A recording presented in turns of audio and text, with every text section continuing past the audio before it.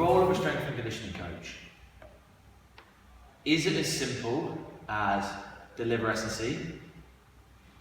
Is there more underneath it, or sorry, more above it? And do you think people go too far over it? It's not as simple as delivering S&C. I think that is actually, when you get into it, I believe that's a really small part of it. And I think that's the simple part of it. And I think lots of S&C coaches, when they first get into it, feel that that's everything. You soon learn that ultimately you're dealing with people. And whether you're dealing with an athlete, even though they're an athlete and they're performance-based, they're still a person, and they will bring their personality to it. So every issue that you experience in society, you will experience in a sporting environment as well, because you are dealing with people. And as an S&C coach, I honestly, and that stuff gets brought into the S&C. I also feel that S&C, in terms of what that stuff, what is that stuff? You said dealing with people, but is that, what does that include? So I'll tell you now, so you will deal with athletes who are abusing drugs. You will deal with athletes whose adherence to your programs are very low because of their personality. Yeah. Yes, they're being paid to do it. It's not as simple as this is your job for some athletes. You will be amazed, and you would think that they would take every opportunity to excel, but they don't. I play, for example, hockey because I love playing hockey. I happen to be really good at it. That's why I play for England. Doesn't play hockey. I don't want to, no, I'm being somebody else.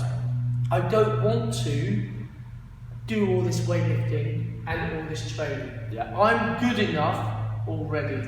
So do you find yourself... You haven't got gold medal, have you? Do you find yourself...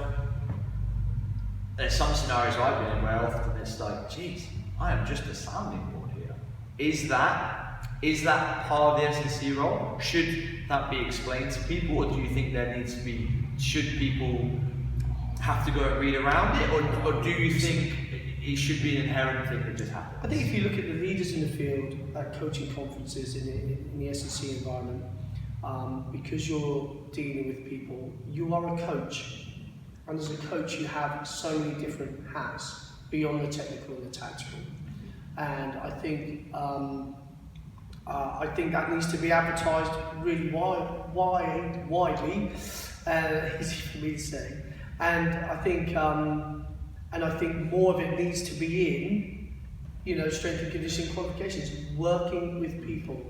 How do you manage your interactions? Because once you get to the athlete, in a strength and conditioning environment, so let's take this, all of your athletes are working, they've got the works out on the board, you've explained it, you're then trying to get the best out of that person. You can't get the best out of the person if you don't take into account their mood, their energy levels and all that sort of stuff. And as an S&C coach, sometimes you've got to G people up, sometimes you just got to listen to them and let them offload stuff. Because I see the S&C coach as needing to be as non-threatening as possible. I.e., what you're not going to do is go, oh, by the way, athlete A, you don't want to, you want to support them in reaching their goals. So, but you still need to get your opinion. Like, ultimately, you're trying to sell them on what you believe is best for them.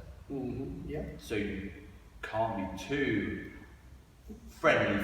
No, the tail doesn't wag the dog, not at all. But as you know, all effective coaches actually are probably effective because of the intangible bits, rather than their programming and the level of technical knowledge that they have. So it's way beyond that. You still got to be good though. You need to know your stuff. Yeah. And you need to know your stuff and how it applies to the athlete. So you need to be able to get it across to the athlete. That's the key. I think that makes a difference as well, is being marrying those two things together.